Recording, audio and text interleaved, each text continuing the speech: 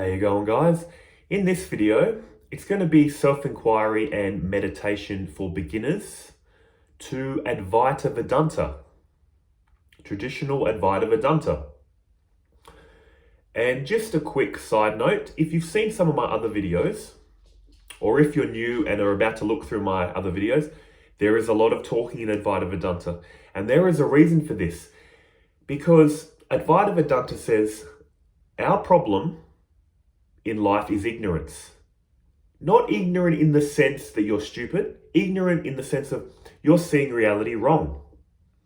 And Advaita Vedanta is trying to remove ignorant knowledge about yourself with enlightening knowledge, and then ultimately discard the enlightening knowledge, and then you can just be in your pure being, pure essence, while still interacting in the objective reality, but without taking it so serious anymore. This is why there's a lot of talking. It's for the people that have a very questioning mindset. Why? I am so envious of people that have a deep devotion to God. It's all heart-based. They don't care about all this talk. It's just God. I just want to love God. My grandmother was like that. I really admired her and people like that. But Advaita Vedanta is for people that think a lot, that need to be intellectually convinced. That is why there's a lot of talking. But of course, there's also spiritual practice. And one of those spiritual practices is meditation. So let's get into some meditation. Let's start with some self-inquiry and turn it into a meditation for the beginners out there. The first thing we need to realize is this one's simple. What do we need to ask ourselves? Am I aware of the world, or is it aware of me? What sounds more true to you? I'm aware of the world. That cuts out half the problem, doesn't it? The world, easy. Now let's really work on this body. We assume we are this person, don't we? And that's the whole problem. We assume it. We don't investigate because we think that's common sense. So this body, are we aware of this body, or is it aware of us? What sounds more true to you? I'm aware of this body. I can see this body, hear it, taste it, touch it, smell it, think about it. Clearly it's an object. Easy. Let's go subtler, our breathing. Our breath gives this body, they call it prana in Hinduism, life force. Am I the life force, the breath? I'm aware of the breath, so I can't be, can I? I can feel it. I can think about it, and I can smell it if I have bad breath. Let's go subtler, our feelings. Do I know my feelings, or do they know me? I know my feelings, they're constantly changing. I'm that which knows these constantly changing feelings. Let's go subtler, our thoughts. Do I know my thoughts, or do they know me? I know my thoughts. They're constantly changing as well. Now we're getting into the realm of ego, where we feel like I'm this person. Our ego is just a thought. An I thought. I, Simon. I'm living a life. Past and future, it's all thinking, isn't it? I'm sure if you're into these type of teachings or philosophy, you've heard it's only ever the present moment. Time is an illusion. This is what they're driving at. You're only ever in the moment. And then you have thoughts of past or future. Past and future are thoughts. Your sense of identity, your ego is a thought. Are you aware of these thoughts, or are they aware of you? You're aware of these thoughts. What about this feeling of existence? The feeling I am. I exist. You might be thinking, that's me. But here's the catch. Do you know the feeling of existence? Also, does this feeling of existence come and go? It does. In the waking state, you feel like you exist. In the dream state, especially if you get into lucid dreaming, and a lucid dream, if you don't know, is a dream where you're in a dream and you go, oh, I'm dreaming this up. I'm in bed dreaming this up. In the lucid dream state, you can feel aware of your existence. Where do you lose this sense of existence? Deep sleep. This feeling of existence shuts down. This is why a lot of people say, I'm unconscious in deep sleep. Advaita Vedanta would say, you're not unconscious in deep sleep, you're just conscious of a blank. In the waking state, you're conscious of a body and mind. In the dream state, you're just conscious of a mind. In deep sleep, you're conscious of a blank. The body and mind have shut down. Your true self is that, which lights up the body, the mind, the blankness of deep sleep.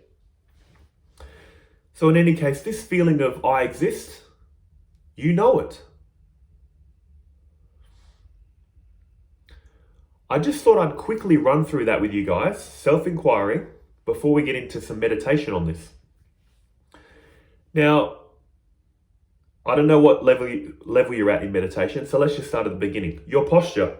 You want to be seated in a chair or on the ground, however you're comfortable.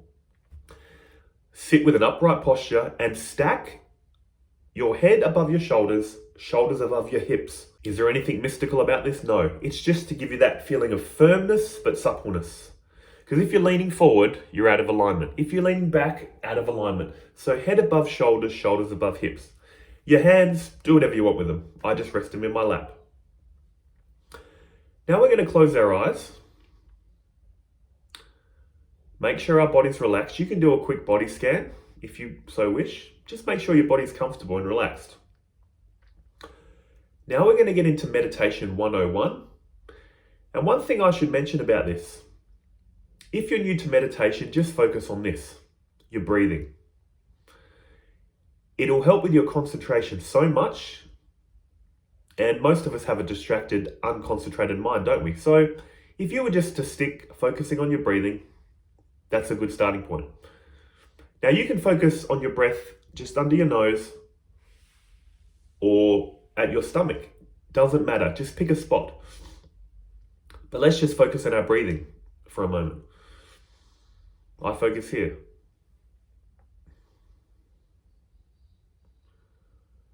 So when you focus on your breathing, you want to do this as long as you're comfortable, until you're settled, until you're in a rhythm, until your mind starts calming down. So often we can sit down and meditate and our mind's got a lot of thinking. But focusing on the breath is taking the attention away from the mind into the breathing. It calms the mind down. It concentrates the mind.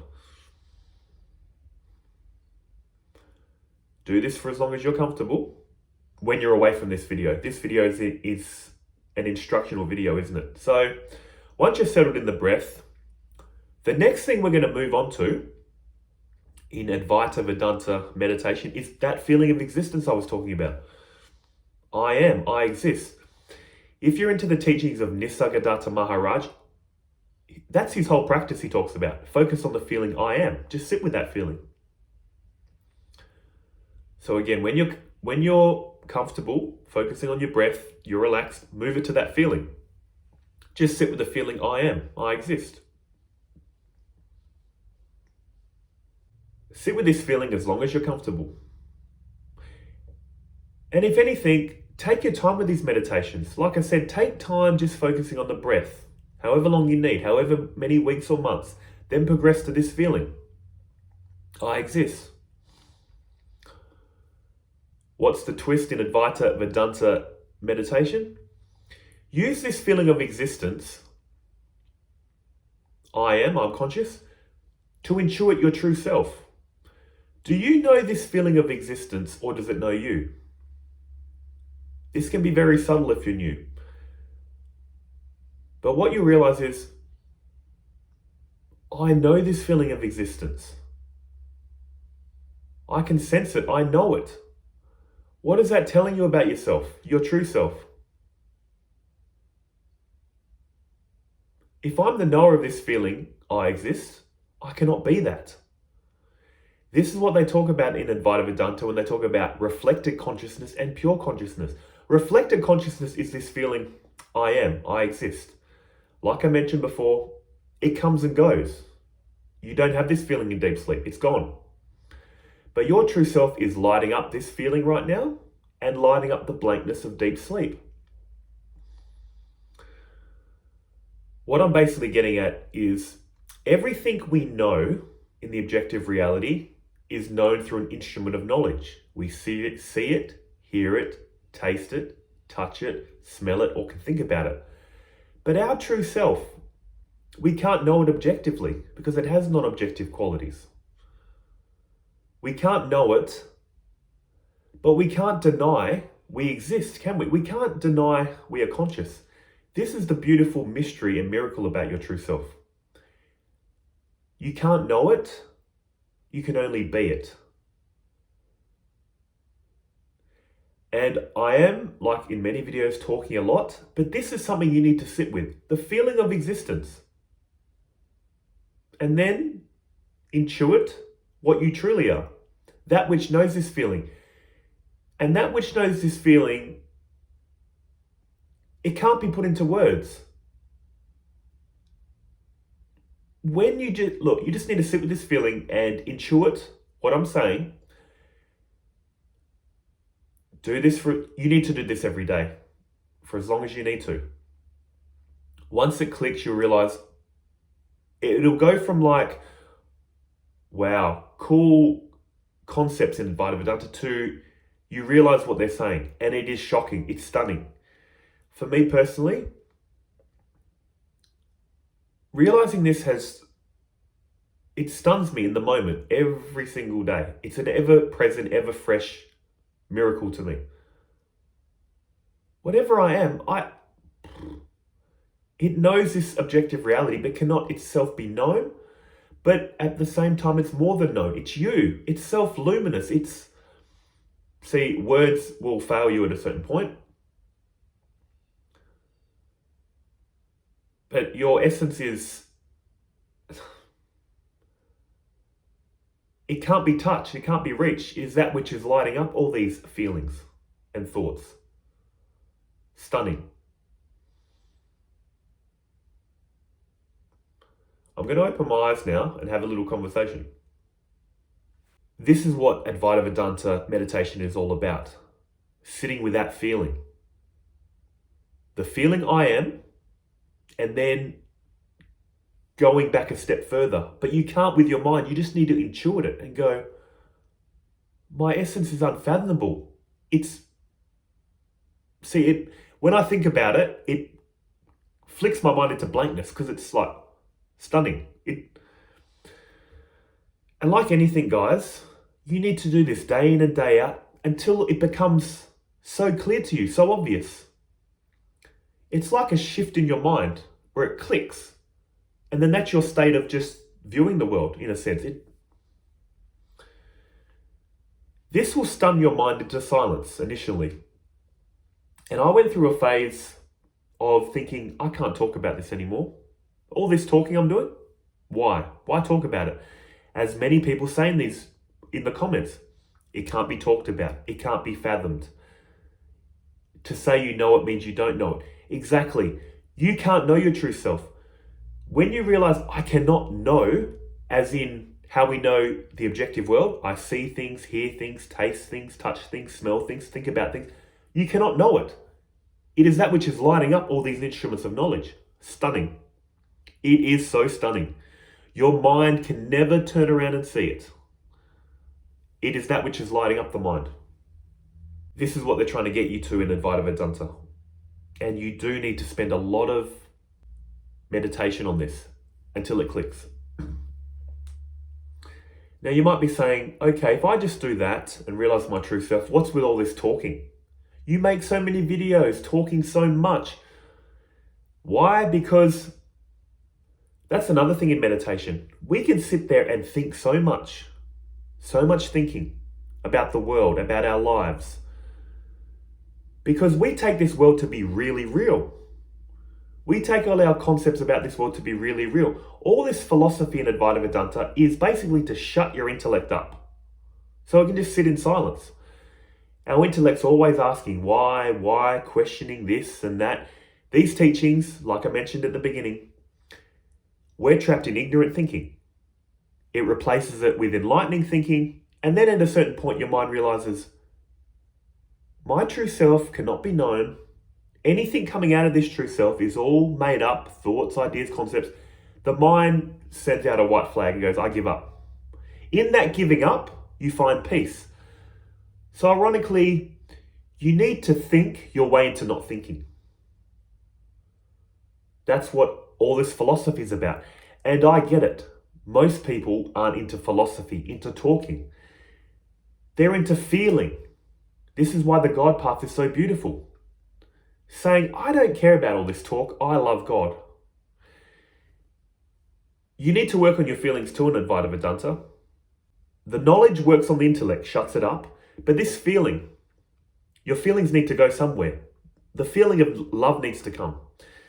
And this is where the feeling of love needs to be poured out into the rest of creation.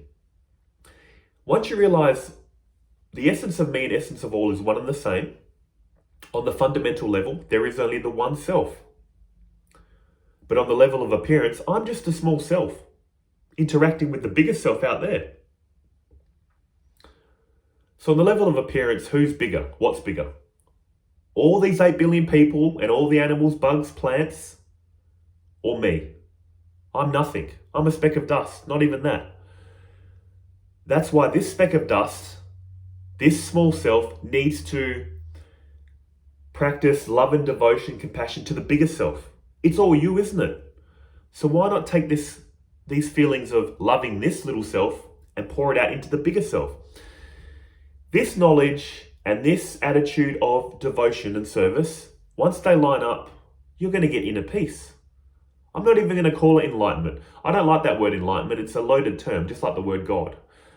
Why are we on this path? To end suffering, to find inner peace. That's what it's going to do to you. That's why you need this knowledge to convince the intellect. That's why you need this meditation to, once you realize your true self, sit with that feeling until it's crystal clear. That's why you need your actions to be devoted to this reality, to God, to other people, act of service, devotion. When all this lines up, you're going to get all the benefits of the knowledge of Advaita Vedanta. And this again is why I've been very critical of Neo-Advaita. They just tell you this highest truth. Your true self is beyond this, beyond that. But then it's not complete. You don't feel it. And there's a lot of questions left unanswered by the intellect. Advaita Vedanta solves all this, from intellect to heart.